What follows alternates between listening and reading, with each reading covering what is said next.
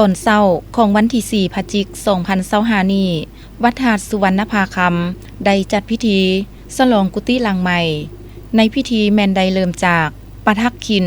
แห่เครื่องไสยทานต้นกาลพฤกษ์ออมกุฏิสงฆ์3 หอบเพื่อเฮ็ดพิธีกรรมทางศาสนาพร้อมทั้งสูตรมงคลรับศีลรับพรแผ่เมตตาให้กับเจ้ากรรมนายเวรทั้งเป็นการสร้างบุญกุศลไว้ภายภาคหน้าเฮ็ดให้ครอบครัวเจ้าศรัทธาได้อยู่เย็นเป็นสุขการให้ทานหรือการสร้างศาลากุฏิก็เป็นการสร้างอานิสงส์อันยิ่งใหญ่สำหรับการก่อสร้างกุฏิหลังใหม่นี้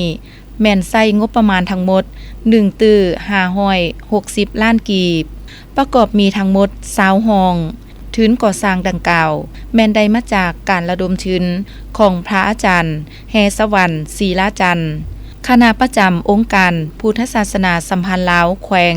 หัวหน้ากรรมาธิการเผยแผ่ศีลธรรมและปฏิบัติกรรมฐานแขวง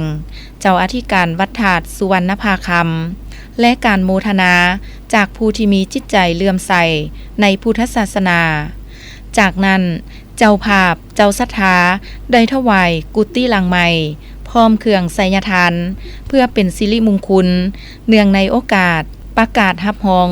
วัดธาตุสุวรรณภาคำเป็นมรดกแห่งศาสตร์ระดับศาสตร์อย่างเป็นทางการ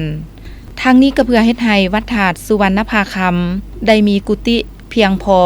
เพื่อรองรับในการปฏิบัติธรรมกรรมฐานของพระภิกษุสงฆ์สามเณรในการเฮ็ดกิจวัตรประจำวันบางคนบางท่านอาจจะบ่เคยได้ฟังหรืออาจจะเคยฟังแล้วแต่ลืม